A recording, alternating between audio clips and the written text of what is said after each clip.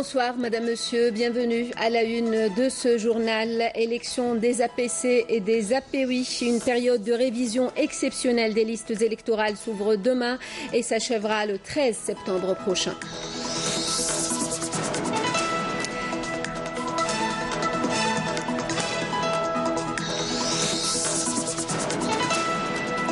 Toutes les dispositions nécessaires ont été prises pour que la rentrée scolaire se déroule dans de bonnes conditions. La mobilisation est totale, rassure Nouria Benrabrit. La ligne ferroviaire Tissemsilt-Bourzoul sur 131 km sera livrée à la fin de cette année, annonce Abdelghani Zalen depuis Tissemsilt. Le ministre des Travaux publics et des Transports insiste sur les délais de réalisation de tous les projets routiers aussi. Et puis à Tamanrasset, certains projets ont du mal à aboutir. Les autorités locales promettent d'y remédier. Un reportage dans ce journal. Élections locales et après la convocation du corps électoral pour le 23 novembre prochain, une période de révision exceptionnelle des listes électorales s'ouvre demain, mercredi 30 août, pour s'achever le 13 septembre prochain. Tous les citoyens et citoyennes non inscrits sur les listes électorales âgés de 18 ans révolus le 23 novembre 2017 sont ainsi invités à demander leur inscription sur la liste électorale de leur commune de résidence. Les électrices et électeurs ayant changé de résidence doivent se rapprocher, eux, de leur nouvelle commune de résidence qui prendra en charge la procédure de radiation d'inscription.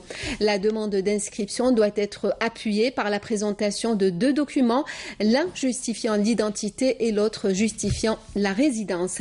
Les bureaux chargés des élections au niveau des communes seront ouverts tous les jours de la semaine de 9h du matin à 16h30, à l'exception du vendredi. Et à propos du rendez-vous du 23 novembre prochain, l'opération de retrait des dossiers de candidature se poursuit à travers toutes les wilayas du pays. L'opération qui se poursuit jusqu'au 24 septembre prochain se déroule dans de bonnes conditions d'organisation.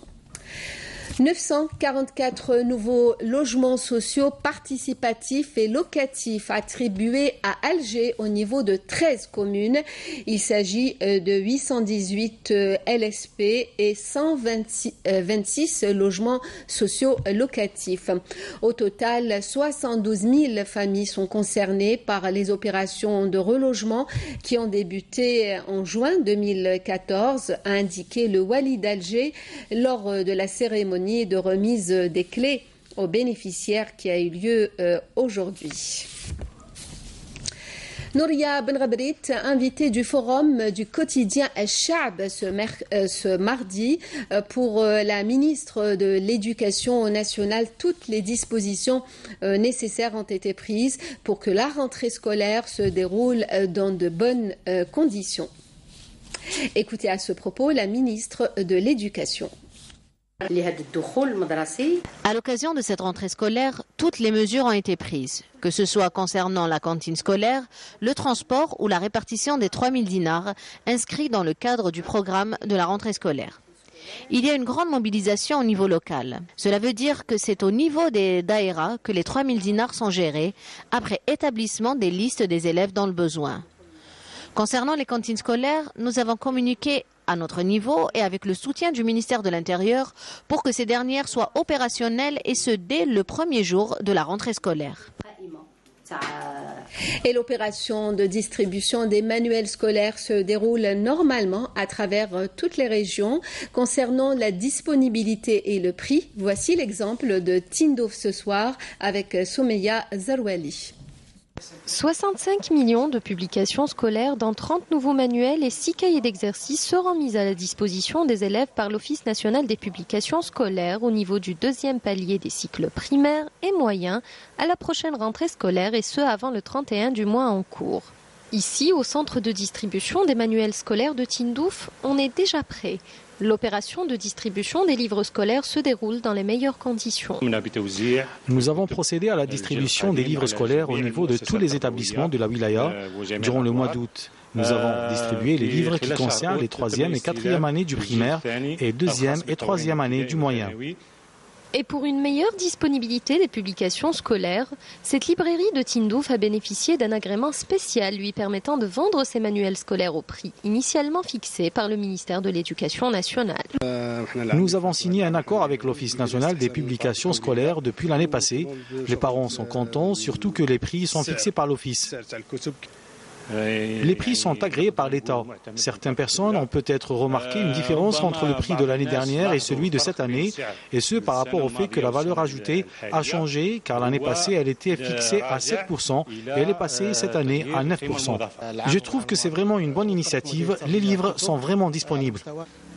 Rappelant que l'Office national des publications scolaires organisera du 5 au 12 septembre un salon du livre scolaire à travers le territoire national afin de permettre aux parents d'élèves d'acquérir les manuels.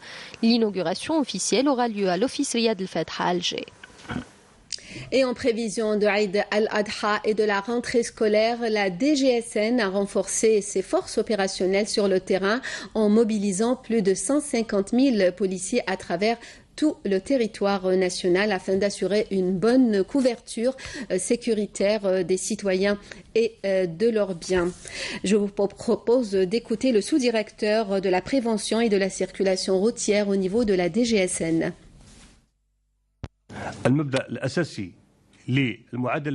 principe majeur de l'équation sécuritaire concernant ce domaine se base essentiellement sur l'occupation du terrain. Tous les moyens humains et matériels sont mis à disposition. Nous sommes encore en période estivale et c'est les mêmes dispositifs qui seront reconduits à l'occasion de l'Eid al-Adha ainsi que pour la rentrée scolaire.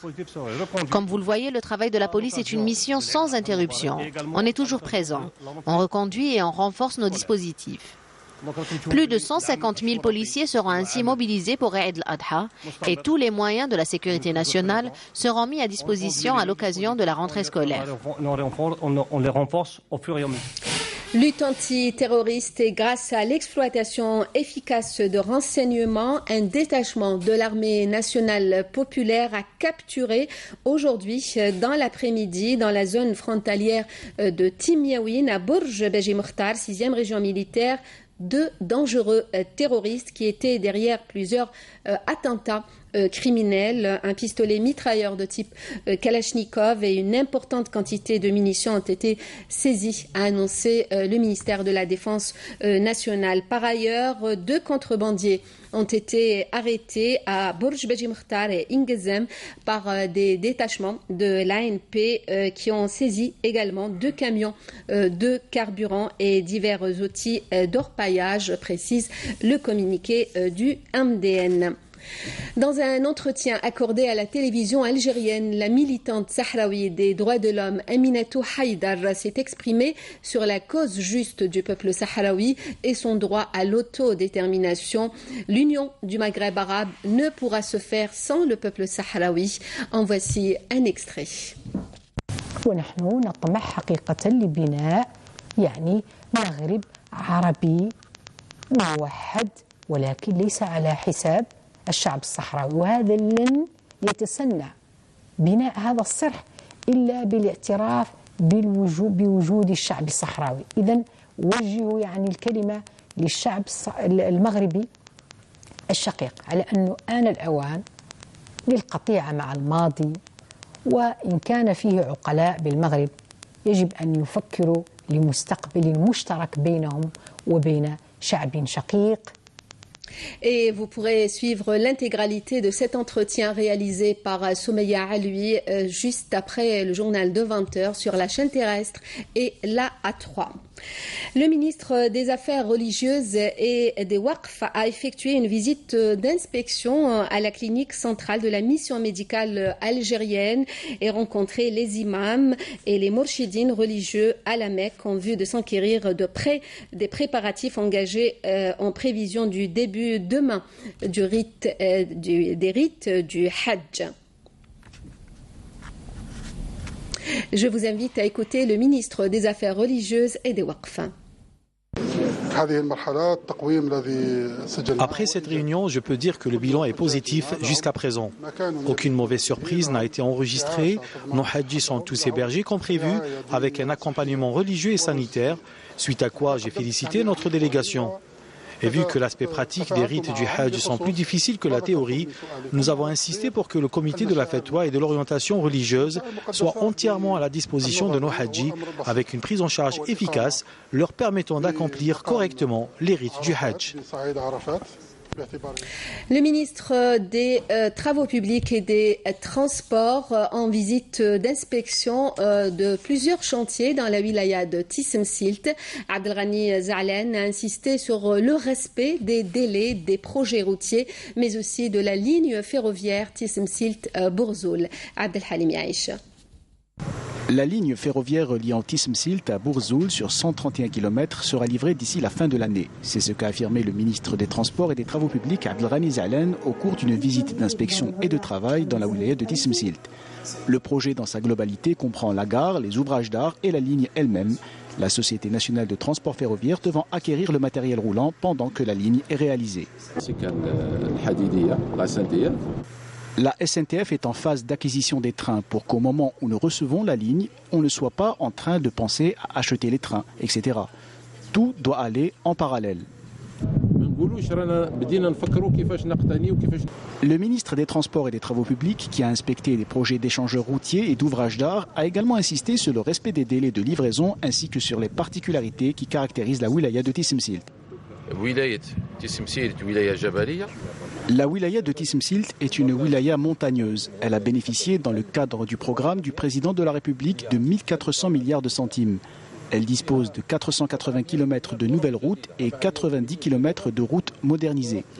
Si nous considérons la wilaya dans sa globalité comme un seul corps, les routes nationales et les axes principaux sont prêts. Restent les chemins de wilaya qui nécessitent une opération de maintenance, surtout quand on considère que la wilaya est à vocation agro-pastorale et dont l'économie repose sur les activités agricoles et les transports routiers. Le ministre des Transports et des Travaux publics a par ailleurs procédé à l'inauguration de la nouvelle gare routière de la wilaya de Tissemsilt qui dispose de toutes les commodités nécessaires. Il a insisté sur l'importance d'achever les projets en cours dans les délais impartis pour l'amélioration de la prestation de services. On reste avec le développement des régions et nous allons à Taman Rasset où les projets sont certes nombreux mais tout semble se faire au ralenti. Les explications de Monia Fayed. La wilaya de Taman Rasset compte bien faire fleurir l'économie locale de la région. Une superficie de 80 hectares a été mise à la disposition des investisseurs. 220 parcelles de terrain ont été distribuées à partir de 2005. Les derniers bénéficiaires ont réceptionné leurs biens il y a de cela quelques mois. On y retrouve par exemple une laiterie, une future unité de fabrication de pâtes alimentaires et une autre pour la confection de vêtements. La superficie est suffisante, mais nous aimerions bien faire une extension. Les seuls problèmes rencontrés sont l'approvisionnement en poudre de lait et le manque d'eau. Nous avons 700 mètres. Le projet va démarrer dans 3 mois et nous aurons entre 15 et 20 employés. Ici, il ne nous reste plus qu'à disposer les machines et nous sommes en contact avec nos partenaires italiens pour une extension et la restitution des plants.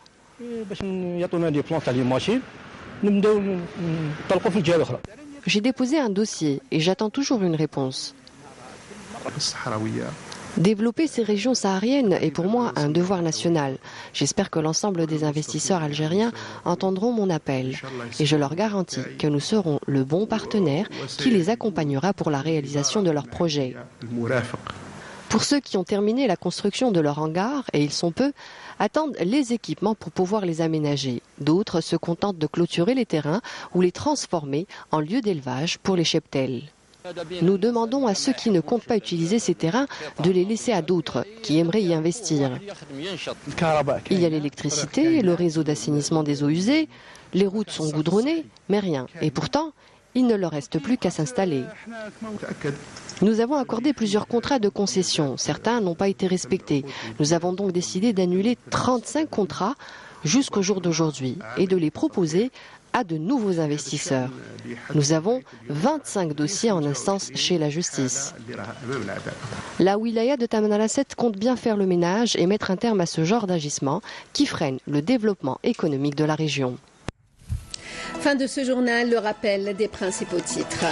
Élection des APC et des API, une période de révision exceptionnelle des listes électorales s'ouvre demain et s'achèvera le 13 septembre prochain.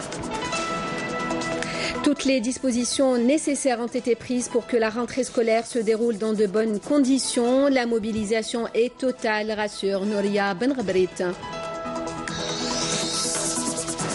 La ligne ferroviaire Tissemsilt-Bourzoul sur 131 km sera livrée à la fin de cette année, annonce Abdelghani Zahlan depuis Tissemsilt. Le ministre des Travaux publics et des Transports insiste sur les délais de réalisation de tous les projets. Et puis à Tamanrasset, certains projets ont du mal à aboutir. Les autorités locales promettent d'y remédier.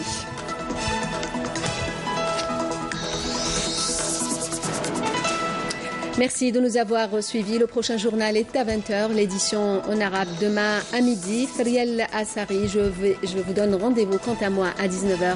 Passez une très bonne soirée.